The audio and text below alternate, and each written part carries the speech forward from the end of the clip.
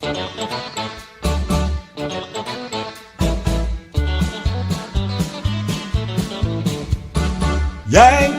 and the Brit's the place to be. Radio living is the life for me. Airwaves spreading out so far and wide. Keep your FM, just give me that internet side. Online is where I'd rather stay. I've got a lot of music to play. I just adore a Yankee view. Darling, I love you, but give me a show to do. The Chat. The Brats. On air. That's fair. You are my wife. Goodbye, British life. The Yankee and the Brit on air. Yankee and the Brit Independence Sunday. We are here, and I believe we have Joe from the Mohave Beach Band. Hello, Joe. Well, hello, guys. What's going on over yonder? Hey. How you guys doing today? We're doing all right. I see you're not sleeping. I am not sleeping. I just had a fine meal, made some brigade pasta and some Italian sausage. Hey. Oh, Johnny Shanko like that. Yeah. Things are just wonderful, as you can tell. Well, I can see that you have some heat out there. 104 degrees, it said on the news. Oh, my goodness. Yeah, and it's going to be like that all the way till next weekend, too. I can hardly wait. Yeah, we were up to 116 last weekend. I was going, oh, my God, I'm so glad we don't have any shows this weekend. Where are you at? Well, we are on what's called the Inland Empire of Southern California. And we're in the Pomona, Claremont area, and we have generally the hottest weather of Southern California. And it was that hot. It was that hot. Ugh, man, and I thought it was bad here. And you hear those New Yorkers and the Yankees up north crying about, it's 100 degrees. Well, you know what, though? They got that humidity, and that's awful. I took a vacation to North Carolina with my wife to go see her in-laws, and, it was perhaps 100 and change, but the humidity was just enough to knock your socks off. Oh, we get that here. It all comes up from the Gulf Coast, and it's not that bad. I mean, we're still alive. Oh, yeah, well, hey, people are still living there, so it can't be all that bad. Exactly. They just like to moan. So, Joe. Yes? First, I want to ask you about your Southern Wind song. Is it really about farting? Otherwise, I've been completely misled. If you were to ask my lead guitarist just before we start that song at every show, he does something, makes a comment about the southern wind. But no, it is not. It's a love song. Oh, well, that's me disappointed then. You might as well put the phone down if it's not about farting. Okay, all right. I'm sure where this is going, but all right. Make sure you tell him that there's a Brit that feels the same way he does. There you go. When did you get started with your music? Well, you know what? This band has been together for just a couple of years now, maybe perhaps 3. I've been playing since I was a little kid. Both my parents and my grandparents were both classical musicians, played for the Detroit Symphony, and I was raised and was intended to be a music instructor. But I've been playing all my life. I played jazz and clarinet for many, many, many years, and then I discovered rock and roll.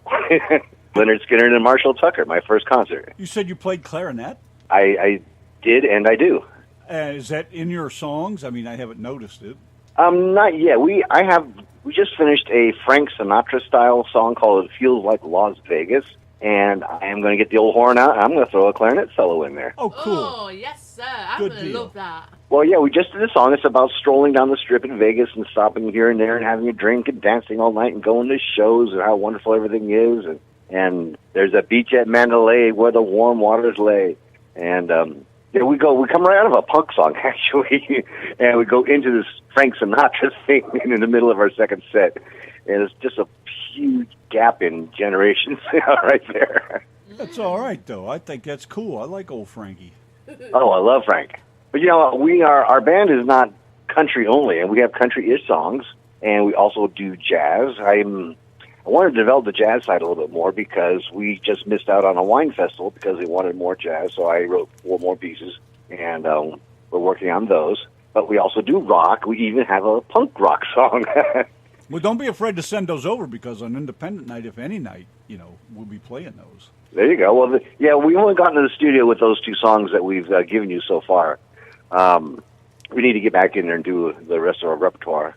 But yeah, we go the whole gamut. What was crazy was we were playing for these professors and all these college type people, and the song that stopped the crowd was the punk rock song. I was like, are you kidding? I'm looking around, and we're playing, we're flying away, and I'm going. All of a sudden, everybody stopped. And I go, is it because we're so 60 years old and we're doing punk rock in one song? I hope not. But, you're not dead yet. Yeah, but like I say, yeah, we cover the whole gamut. We do smooth jazz. We do, like I said, Frank Sinatra. We do rock. We do country. And we try to just change it. We don't want to be doing the same old thing. And that kind of goes to what the whole theme of the band was, is that I'm not trying to be a cover band. I've been in cover bands. I've done that for years and years and years and years. And there's always only one of two things that happen. Either, well, that was just as good as the original, or that wasn't anywhere as near as good as the original. So I decided, you know what, we're not going to be compared to anybody. I'm going to write all the music, and there's only one place you can get it and one place you can hear it. Matter of fact, we're doing a show for, oh, God, I think Steve Perry from Journey is supposed to be there. Whoa. That's coming up on the 29th. It's an industry show. So I said I'd do it for free. We usually don't do that for free, but we're doing this one because we don't want those connections. Awesome. Getting a little big for your draws there, ain't you? So do you write the songs together, or do you just write them, or does your whole band join in? I wish they would. My lead guitarist has brought in 2 blues tracks, and when he played them for me, I saw the words right in front of me. I just go, oh my gosh.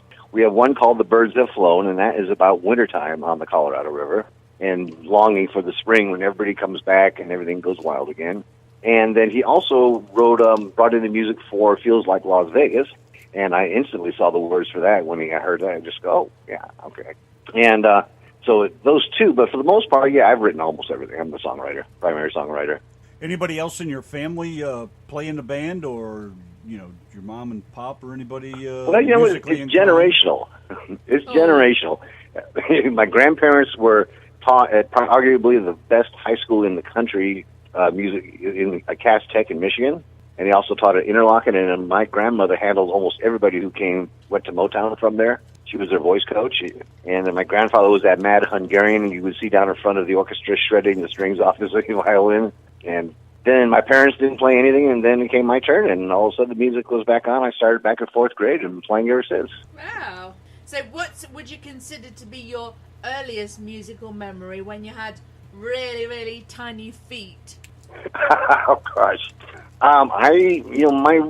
There was a moment when I was in a competitive quartet, and we got first place. And I really remember that moment because the 4 of us were just so good. Because I did play in the county honor bands, and I played in the state honor bands. And I played for Seiji Azawa, the director of the Boston Pops, up in the orchestra in Lake Tahoe. And, yeah, but those are the first ones. Those are the first ones back there. And on my little clarinet, and we did the competitive quartet, and we got that blue ribbon. Oh, my gosh.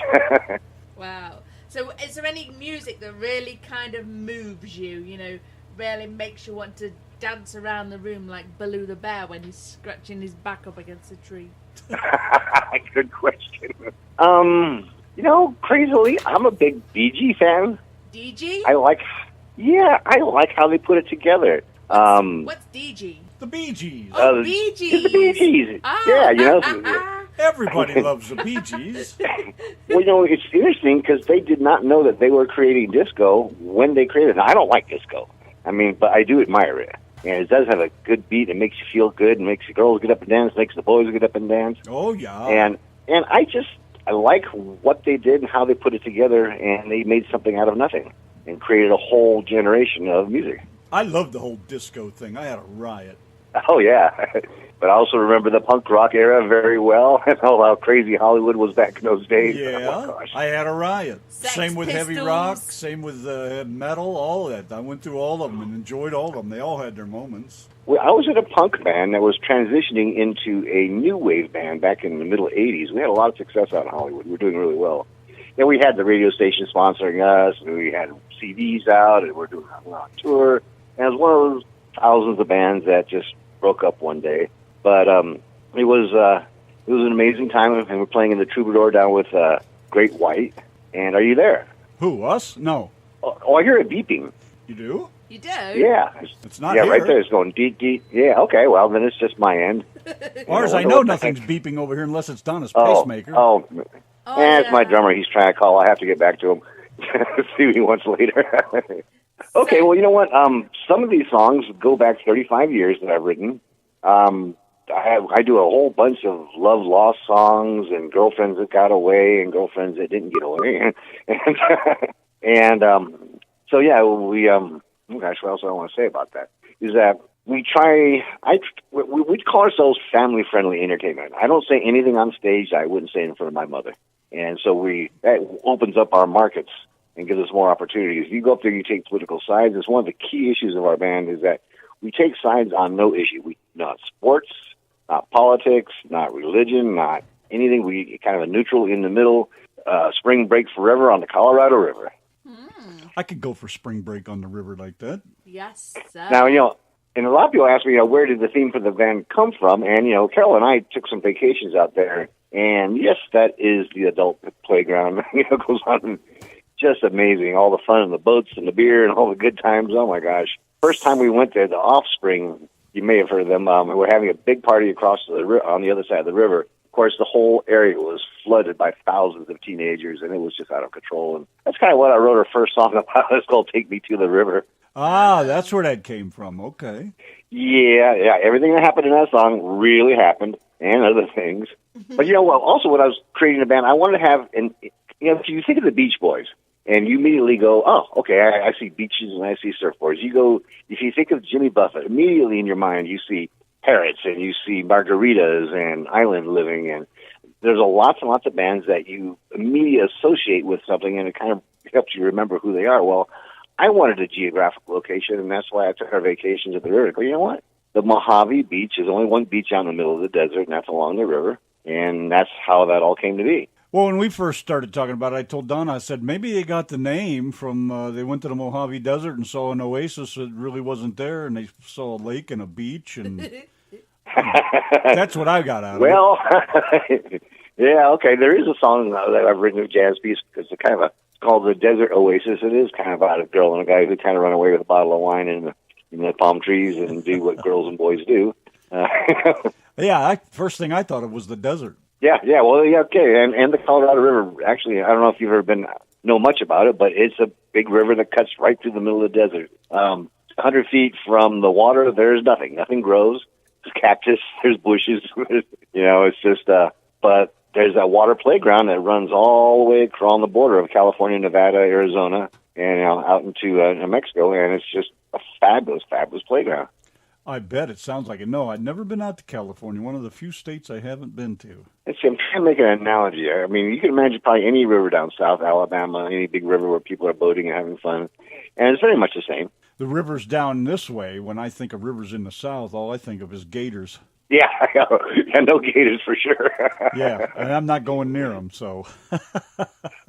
Oh, gosh, when I was in Carolina, I remember those gator warning signs. Oh, man. But that makes you think twice.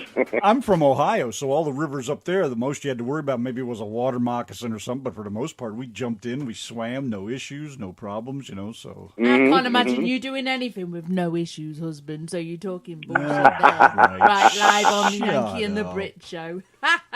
Aren't you supposed to be interviewing somebody? Apparently. Yeah. Try it, let me know how it works. So do you consider yourself to be an independent artist, or do you have like a record label? Well, you know what? No, I don't. I go under Joe's Garage Productions because it's my garage. We're producing everything in.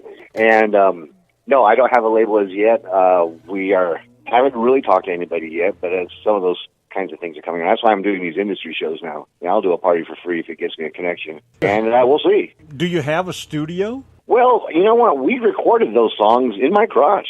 Oh, you really did? Well, they sound great. That's why I was wondering. Did he say they're recorded in his crotch? His garage. All right, say that sentence again. It's a British thing. It sounded like he says they're recorded in my crotch. Oh, okay. She still hasn't learned English yet. Oh, okay. But yeah, no, I have a garage. There's no anything in it but band equipment. It's carpeted and it's padded, and my engineer brought in all of the equipment. It has just an incredible amount of stuff, and we just set it all up and we did our layers. You first do a band version of the song, and then you go back, you cut out the drums, and the drummer lays his track, and then you come back, you cut out the bass player, and he lays his track, and so on and so forth until all the tracks are laid, and that's what you have there. And that was truly a garage recording. Yeah, they sound pretty nice. That's why I was curious if you actually had a... So, do you have your own band, too? I mean, a constant, the same guys? You know what? Well, that's an interesting little bit of history, because there were 4 members in the original band, and it started out with just me and an idea. And then a mutual friend of ours, my lead guitarist, introduced me to my lead guitarist, Dave. And Dave was the first one, after interviewing all kinds of bass players, all kinds of guitar players. Everybody was scared to go original. Nobody felt that you could make it writing your own stuff and that you just had to be a cover band. And I just didn't buy into that. So he was the first one who said, you know what, Joe? What you're doing is pretty darn good. I really like it. So he got on board, and eventually we added a drummer and a bass player. And after we started having some success, some of the bass player and the drummer also thought, well, we can do it with these guys. We can just take off on our own and go do what we want to do. And they are still hanging out in the living room doing what they want to do, I suppose, but they haven't gotten anywhere. So I had a bunch of shows lined up, and I was stranded without a drummer and a bass player. I hustled things up, and I do have a bass player who's a friend of the family, and she's been sitting in here and there for the last couple of years. And we found a drummer that actually lives a block and a half from me. So we pieced something together, and we did some rehearsals, and we're back in business.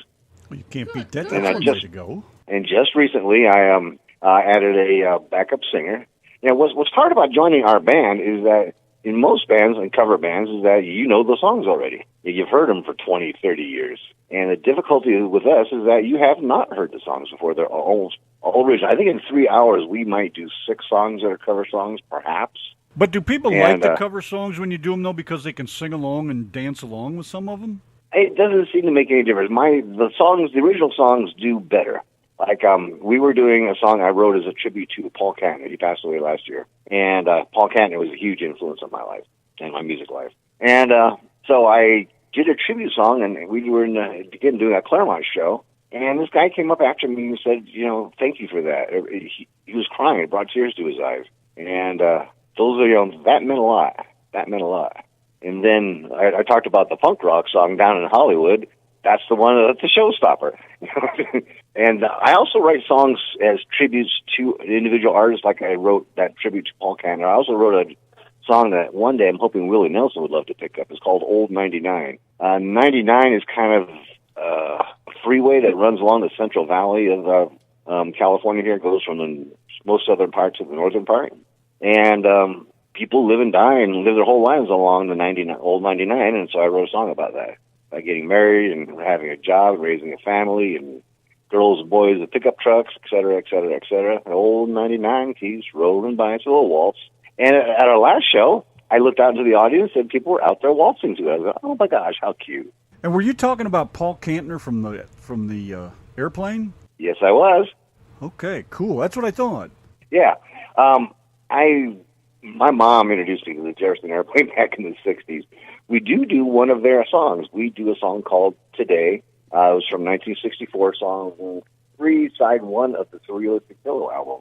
And it's a fantastic rendition. That is one of our few covers. So what's your hopes and dreams for the future with your band? Do you intend on staying as a band? Well, that's the thought, ideally, of course. You just write songs and sell them, become a billionaire and live like Charlie and 2.5 Men on the beach in Malibu, but I don't see that happening right away. Are you going to stay independent, or are you looking for somebody to sign on with? Well, you know what? I'm going to play it by ear. I really don't know. I mean, I've been down the label road. I've done that thing, and it can be very restrictive. I have a friend who was in a band, and he was given tons of money up front, and all of a sudden the money stopped, and he was on tour, and they were saying, well, yeah, but the bus costs money, and this costs money, and so he get paid nothing. And to this day, he cannot play his own music in public. Oh, and so you've got to be... because it was tied to that label at the time. Exactly. So he didn't own any of it. Once they signed all the paperwork and took those checks, they were beholden, and they cannot even play their own songs in public. Yeah, I don't... So you've got to be... I don't know why anybody would let themselves get caught up in that kind of thing. There's no big friggin' fat way. Checks up front. I don't care how fat the check is. That check could be as big as my truck, but I'll tell you what, there's nobody going to tell me I can't do anything with my own stuff, you know. Nothing. Well, in the 1973, 60 years old, and they gave him a check for $60,000. and he signed whatever they wanted him to. Aw. Well, I suppose back then, now maybe that might be a little, I might reconsider that. Yeah, at 16. So tell us about Go the ahead. song Waiting for You. I believe you wrote it for a certain somebody. Well, she sure believes that. Yes, I did. Oh. It's our couple song, and it's just a romantic song about how I'd wait 1,000 years, I'd cry 1,000 tears waiting for you. Oh my gosh, Oh, my gag meter's about to overflow. Only right 1,000 years? Well, that's one of the lines out of the song. Is I'd wait 1,000 years, I'd cry 1,000 tears waiting for you. She's liable to hold you to that.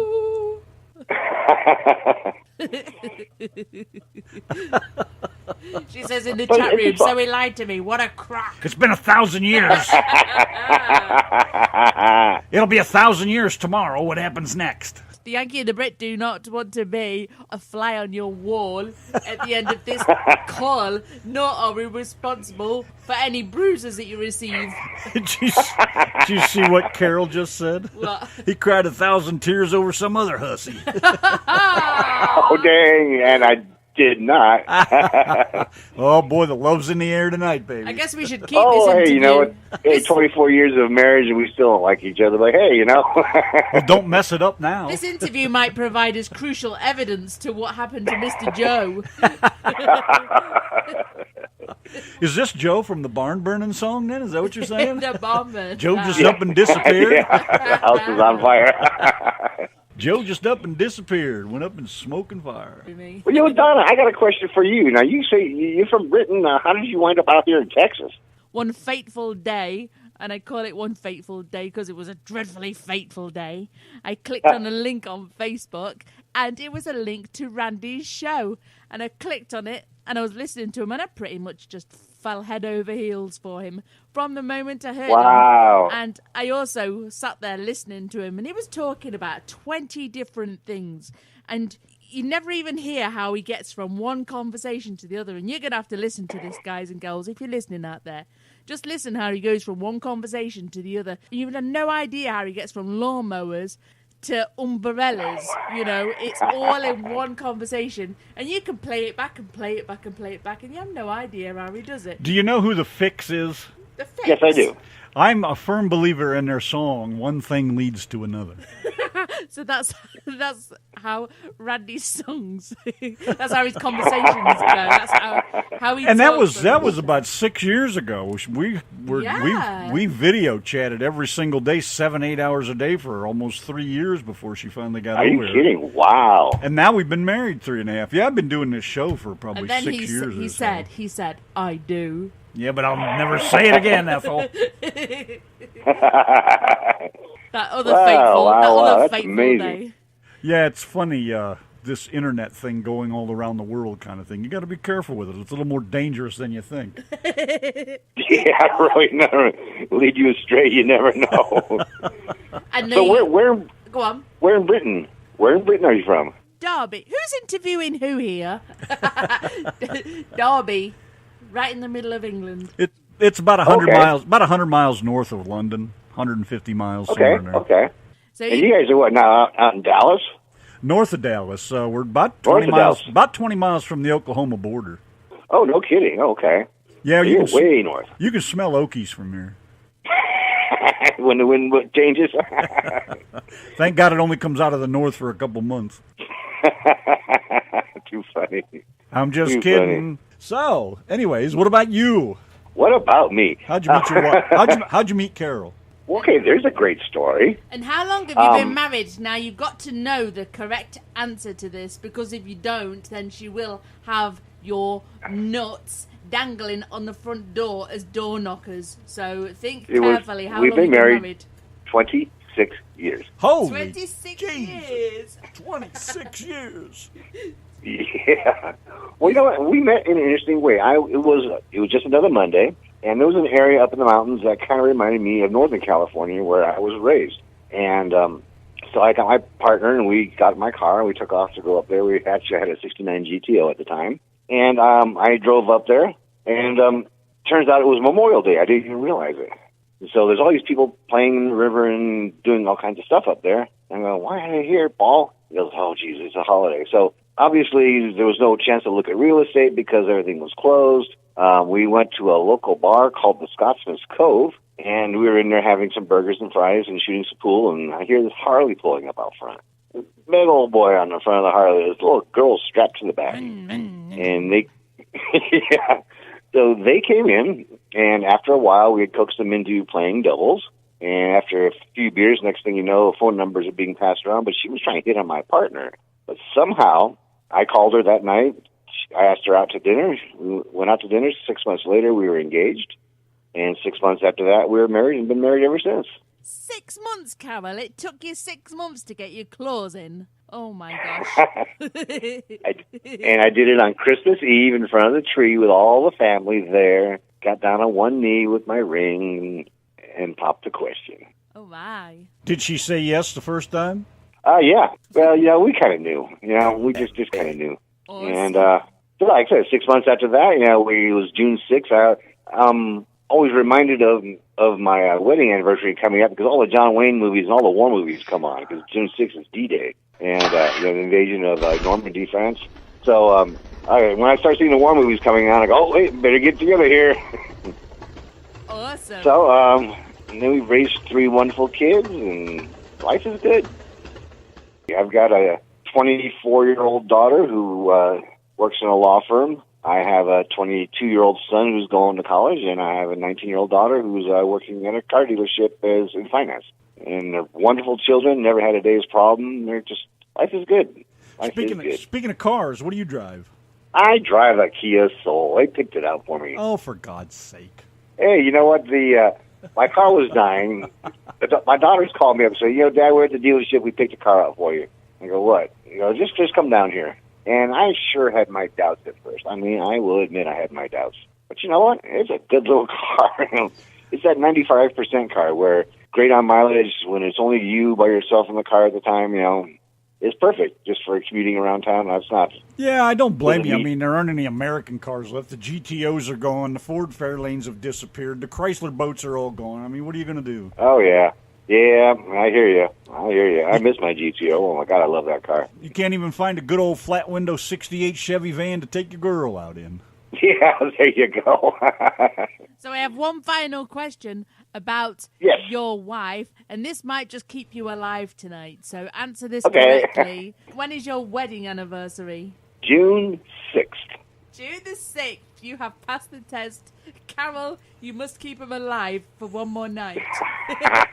No, for another year to see if he remembers then. Yes, sir. Like I said, because it's D-Day and I'm a military history fan, it's easy for me to remember. Okay. There you go. Yes. Did you plan it that There's way? method to the madness.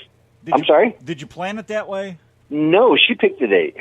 Oh, she planned it so you'd remember her anniversary. Yes, Mm-hmm. I see your point, Carol. Well, Randy, what date did you get married? And you better know the answer. It was... You're thinking too long now. It was November. Oh. November. It was November the 32nd. Carol, I'm not asking him any more questions about you because right now we have him at the point where he's living for another night. So, we're all good. I even I remember the chapel. The chapel is still there. It's been having weddings since 1906. I kind of thought that a chapel like that would be good luck for our marriage. Going to the chapel and we're go get mine. You remember when her birthday is? Yes, I do. August 16th, 1965. 1965? Carol says 1992. She's That's a youngin'. when she got married. Oh. Pay attention. Married in 92, yeah. I am not that kind of guy. I don't know. We used to call that tenderoni back in my day. Okay, well, it's interesting. So back to the music, the whole reason that we got you on here in the first place. Oh, yeah, huh? What do you think about the new generation of country stars and the music industry today? Well, you know what? I like the way it's changing. I like that it's incorporating other kinds of styles into the music, and I thought that, in just my personal opinion, that country music of the 50s and 60s was limited. It was wonderful, but it didn't have a real future. And as the new artists are coming up and they're incorporating more and more stuff from other kinds of styles and bringing more kinds of things in and opening up the subject matter, I think country music's going to be on top forever. Well, country music will always be around, but this Nashville stuff, my God, what is that stuff? Well, country music, like all other music, is always if it's going to stay alive, it's going to have to change. Well, yeah, I know it has to go through its phases and stuff, but isn't it gone through enough of it? It's time to get back to people like you and all the people we have on the show here. This real country music with stories and No, yeah, it will, but and it won't. I mean, the one thing that's constant, or the one thing that's constant in life, is that everything changes, and we can look back, but we can never go back. I guess. It's a totally different opinion to what we normally receive on here. Oh. But yeah, it is. It's good to hear it from different angles because whoever we speak to on here, they don't always have a high opinion of, the Nashville music because they want them to be shaped and molded into like a boy band type stuff, and mm-hmm. Yeah, that's the issue more than anything. Yeah, and people ain't willing to sell themselves. They want to keep being themselves and doing their own style music and dressing and looking how they want to look. Mm-hmm. But it's not going to get them. It's not going to get them on the radio. But I was only saying last week to another guy to Stephen Callie, in fact, that it is a real shame that we are probably never ever going to hear him or anybody else's music that we've had on this show. We're never going to hear it on the radio because everybody is staying as an independent. Most people want to stay as an independent because of the way it is in Nashville. They treat people like a meat market. This is how it's been portrayed to us anyway. Well, you know what? That's absolutely correct. And Hollywood is the same way. But what people tend to forget is that they are there to make money. Let me tell you a short story about bar that I was playing at. And I was talking to the owner of the bar, and we were just in general conversation. He's go, "Why do you think you're here?" And I thought, well, we're here to play music. He goes, "No, you're here to make me money. You are here to sell alcohol. Don't ever forget that. If we made more money without you, we would not need you. We would not bring you in. So never forget that your purpose as a musician is to make money for your benefactors." And that same is true in Nashville, and that same is true in Hollywood to a larger extent. It's about making money. Always going to be about making money. That's true. That's true, but it's not. It's not true for everybody. There's a lot of people. That's not what a lot of people are in it for now.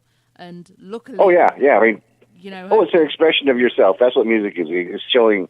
I'm showing who I am. I'm sharing pieces of myself with the world, and that's from the artist's perspective. Yeah. But from the industry's perspective, they wouldn't record you if they didn't think they were going to get something out of it. They're not there saying, "Oh, isn't that wonderful?" We're what's the word I want? When people donate time and money, philanthropic. It's not for the artist. It's about making money. So you have to. As long as you're aware of that, then you can do well. Yeah, I mean, I do see it from like a bar's perspective as well. If they, if the artist's not making them any money, and people are walking out because they don't like the music, then yeah, they have to make a business decision and say no more. But yeah, it just sucks. Yeah, but I think what a lot of people don't like about it also is they don't like the way they're treated. They're just swept under the rug for the most part. We got what we want. Oh yeah, get out of here. Oh yeah. I was in a band called Boy Waiting, and we went through all of that. We had CDs released in Europe where we were doing really well. We were playing every major show. We were doing minor tours around the West. We were recording with, God, you name it. I mean, I remember watching the Talking Heads doing their work while we were in between sets. And, we were on the edge, and yet one day they looked at our lead singer and said, "You know what? She doesn't look like she's been starving for 4 months, so we're going to drop the act and move on." And, on they went. And she went to Nashville, made a ton of money because she always wanted to be a country singer. And, and that's how bands just come and they go. Yeah, I guess. I don't like. Well, it's an unfortunate reality. Yeah, you're right. I agree with you 100%. It's a shame it has to be that way, but that doesn't mean we have to like it either. Oh no, I mean, exactly. I don't know how else to put that. I mean, nice terms. girls may not like those 9-inch high heels that we like to watch them walk around in, but hey, it is entertainment. Well, it used to be. At my age, not so much. Yeah, well, you got to suffer for your art, I just went and stuck my head in the freezer. It's so nice in Why there. didn't you close the door? I know, I was thinking if I could fit I my meant fat while you're- horse in there, then I would be. I meant while your head was in it. Yeah, I would have if I could fit in. She'll get it eventually. Shut up.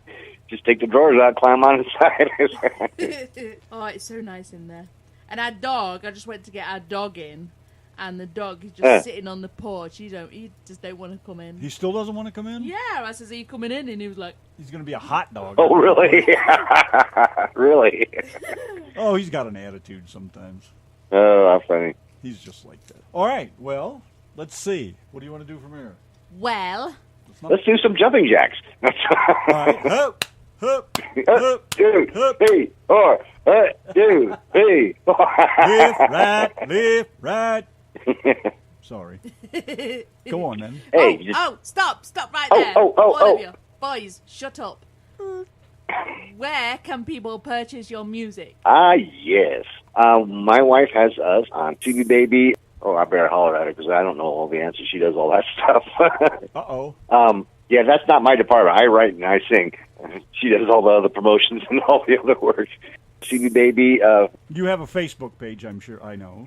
We have a Facebook page. We just got done creating a web page. We're all over YouTube, even though we've trimmed that down a little bit. But yeah, we can be found all over social media, and especially for 99 cents, go get yourself a copy. Have you made any money off of that yet? I don't mean to pry into that kind of thing, but I Made $1.50. Wow. Yeah, hey. You could be Sorry. loaded rich with money in around 40 years. Right, yeah, you get about 4 cents out of each sale. So, it's not a lot.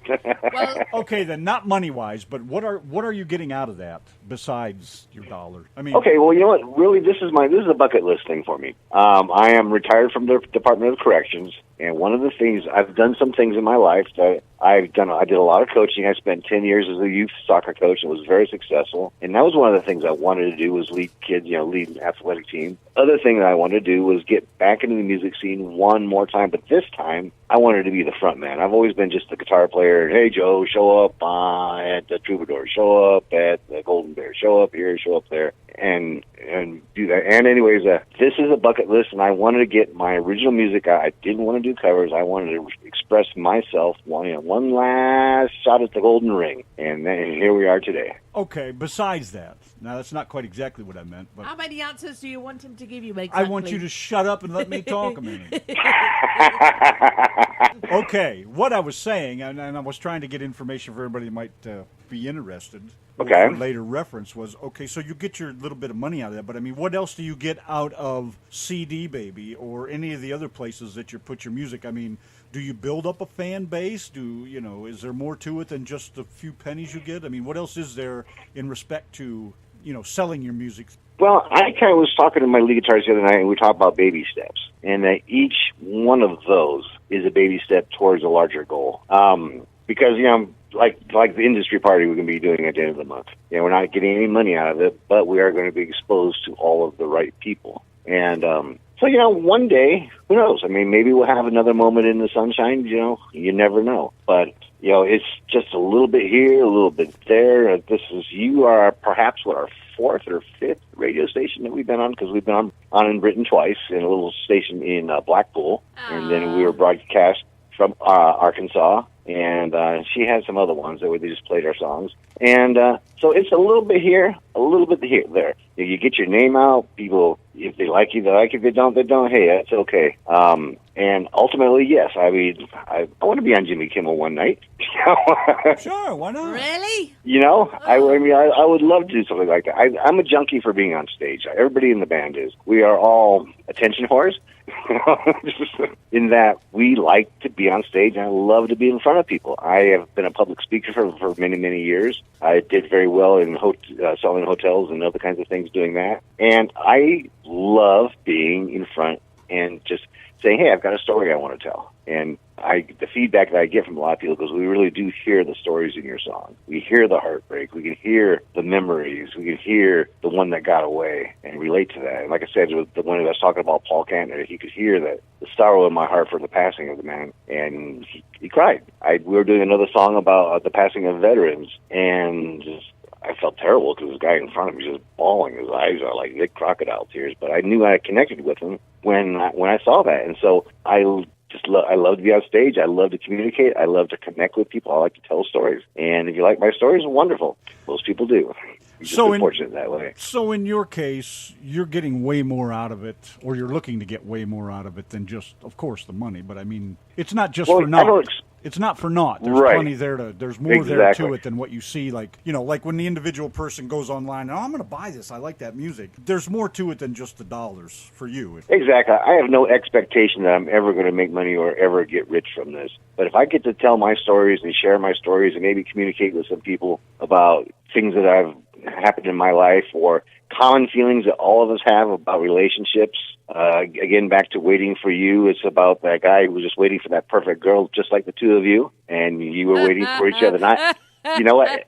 And I'm going to have you do what I have my audience do. I introduce the song. This is our couple song. I want everybody to look at your significant other and say these words after me. Okay, Donna, here you go. Look them right in the eyes and say, I was waiting for you. I was waiting for you. Stop that. Now look back at her and go. Look at me, husband. She's a liar. Look back at her. Look at me. Look back at her and say, I was waiting for you. I asked for her actually, so I was. Okay, no, you got to do this. I was. You got to look right at her. Look her right in the eye and say, I was waiting for you. I said it. Okay, now I want you both to look at each other and you can say this together. And you. We're waiting for me. We're waiting for me. We're waiting for me. And that's how I get the couples to join in the song, and then I go into the song. Boy, you must have a sappy audience. Oh, yeah. Oh, I milk it. I milk it for all it's worth. But it's fun. Yes. It's a good job I've got my sick bucket. We have a whole different way of going about that. Of course, with her British sense of humor and all that, I'm like, oh, I love you, my bloody twat. Okay. He does say though that he was waiting for me. I did. I asked for her. See? I asked for her. I really did. And there she was. Yeah, well, how else would she have found me online, if I hadn't have been, asking for, I want a woman like this and a woman like this and blah, blah, blah. And that's exactly what that song is about. And she met all those expectations but one. But one? Yeah. You didn't have a vote. No, I asked for one that didn't talk so damn much. Okay. So you asked for one with a big fat horse? No, I said I didn't care what you looked like. I didn't care what you looked like. I wanted everything, but I didn't want somebody to talk so damn much. But you can't have everything. You don't always get what you want. You get what you need.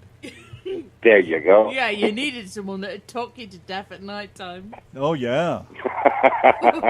God, I love you, baby. Well, thanks for screwing that all up, Joe. Nice guy. All right. Are you ready? Well, this has been fun. Are you ready for your 10 boring questions? You can put the phone down. You have the option to put the phone down before the 10 boring questions. Oh, no. Go, let's go. But once he starts, you are stuck with the whole 10. It's funny because I wasn't even going to ask him tonight. You wasn't? Well, I'm in. But now I have to because she had to open up now. her yap. Yeah. Your hand is forced. Yeah, I talk too much, remember? Oh, boy. What is your favorite word? What is my favorite word? Blue. What? I like the word blue. I don't know. Blue? Yeah, go ahead. Next question. What is your least favorite word? What is Carol's favorite word? What's your least favorite word? Oh, what's my least favorite word? I thought it was her least favorite word. Okay, what's my least favorite word? Well, I don't care for profanity too much. She often tells, fuck you, asshole, so I don't like that. Well, that's kind of personal, so I can understand that. What turns you on? And you better say your wife. Of course, my wife, but I love women's hips. I love that little line right when you something about the way a woman walks. It's just a wonderful thing. I know. I like to watch them walk. I think that's so cool. And I'm a leg man, so I can kind of understand where you're coming from, at least from the waist down. That's not what you say when you get to KFC. You say, give me a couple of wings and a leg. No, I like a He leg. only likes one leg. I like a leg and a thigh. What turned you off? Political arguments. What sound do you love? I love women's laughter. What sound do you hate? Fingernails on the chalkboard. What's your favorite curse word? Damn it. What profession other than yours would you like to attempt? My dream one time was to be a camera operator on a movie set. That would be pretty cool. Just think of all the things you'd see. I used to be a camera operator on a TV station. Did you like it? Did you like being behind the camera? I loved it. I loved it. I always thought about that when I went to broadcasting school, and I ended up going for radio instead because I like to talk. What profession other than yours would you not like to do? What job other than mine would I not like to do? Would you not like to do? I had a friend whose job was to jump in a pit with a pitchfork of cow poo and pick out the big chunks. Oh, baby. That's a new one. And the final question. If heaven exists, what would you like to hear God say when you get to the pearly gates? Welcome aboard. That's it. Welcome aboard. Do you think it's an aeroplane or something? Yeah, well, leaving here and going there. Is it gonna beam you up, Scotty? Well, I don't know. It would be a surprise, wouldn't it? I don't know, but I don't think I want to hear, "Hi, this is your Captain God speaking. Please fasten your seatbelts. This will be one hell of a ride." Well, you certainly don't want to hear things like, "Oh, yeah, you're at the wrong entrance." No, you don't. Yeah, you're going south of here. Oh, my. Joe, you're a riot, buddy. Well, thank you very much. Yeah. Okay, well, hey, that was wonderful fun. Yeah, I'm glad you called. I'm glad we went ahead and did it anyways. I didn't want to put it off. And Yeah, well, we've got something, and something isn't better than nothing. So wonderful. yeah, but you have to remember, nothing is something. Well, that's what they say as well. Something. Everything is something. Dark matter and all that stuff. Antimatter is all something. isn't Nothing it? is something, even if it's nothing. Well, so what you guys going to do today? What are we going to do? I'm gonna get laid. I don't know about him. She doesn't know who, but... Okay, so random. Okay. This is why we love each other so much. Have you figured that out yet? Hey, look, Peebo Wilton's listening, and he says, cool discussion is going on. Hello, Peebo. Hello, Peebo. You're supposed to be with us next week, so don't forget. Not after this, he won't. Yeah, probably not. And what are you going to do? Well, I am going to explore possibilities of a gin and tonic first. Ooh. And then I might go chase my wife around a little bit.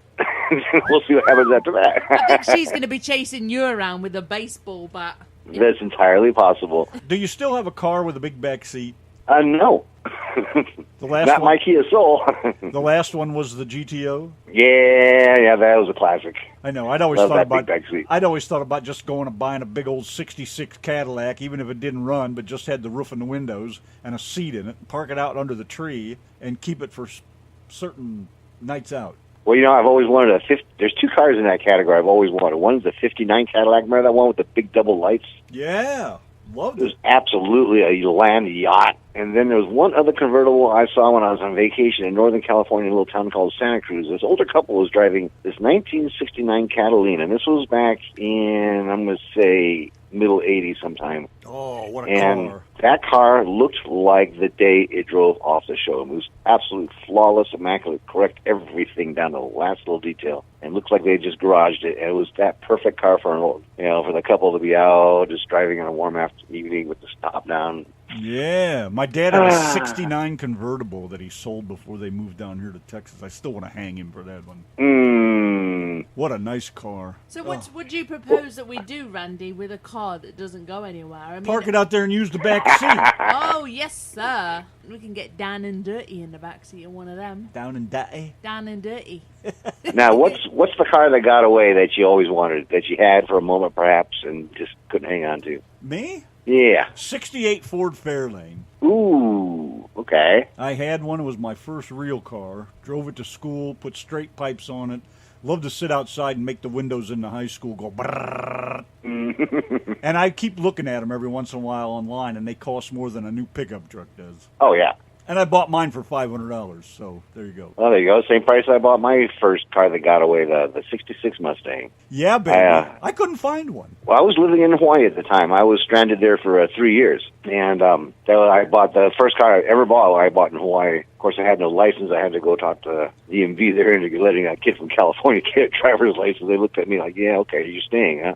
Okay. Ever since Bullet, I wanted a Mustang, and even I graduated in 76, and I could not find a friggin' 64, 65 Mustang, 66. I couldn't find anything. There was none around. But I saw that Fairlane, and I got inside of that thing, and I was like, oh, baby, look at the size of this dash, and this steering wheel is as big as a big truck. I'm on it. So I took that, and I fell in love with it. That's a great car. That is a great car. Oh, yeah, and my dad had a 58 retractable hardtop Fairlane. What a beautiful car that was. With the hardtop? Oh, my gosh. Yeah. Retractable hardtop. Huh. I was so amazed by that thing, how it would fold down into the trunk, and the trunk lid would open up and close down over it. I was just, as a little kid, I was just totally amazed by it. That is the coolest car. I've seen those at car shows. You don't see them very often. No, not anymore. Man, I wish. I'd probably steal it. Well, you know what? That concept's been picked up. Who's doing that now? Audi, I think. I think Audi has a retractable hardtop now. Really? Yeah. About time somebody wised up. Mm-hmm. Nobody uses you get no trunk when you get those.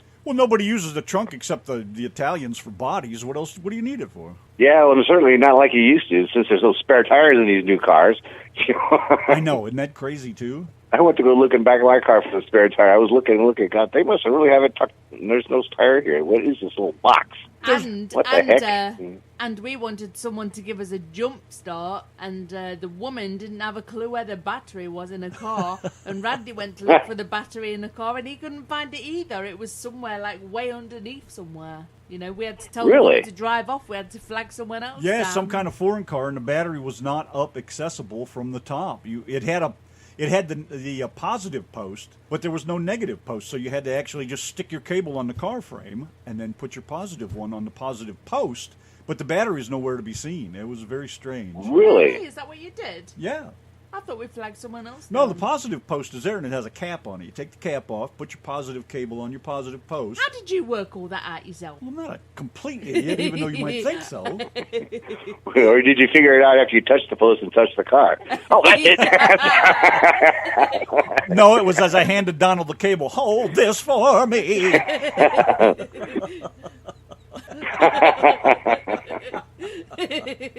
All right. So we are ready to throw you off the show right now. Randy has the toilet flush ready to flush you away. The traditional Yankee and the Brit toilet flush. Okay. So any final words before you meet your doom? Oh, no. Doom now, huh? Before we flush you down the shitter. Doomed, I tell you, doomed. Forsake ye all. All right, disappear. Go do something. Go and get. All right, guys. Hey, that was a blast. Thank you so much. It was wonderful talking to you. Thanks, Joe, for hanging out, and thanks, Carol, for kind of controlling your man over there. Yeah, we'll see how. Listen, don't make a mess of our toilet. Sometimes you independent artists, you leave skid marks around the rim. Well, as long as I got your permission to take her over my knee, then it's all good. Help yourself. I only had to do that once. It straightened her up for 2 weeks. Oh, you didn't hit her hard enough. You got to make most cheeks red. Carol says she's waiting for you to come in the bedroom. You're on a promise. We better go. Okay. All right, flush that toilet. Thanks, Joe. Okay. Goodbye. Bye. Bye.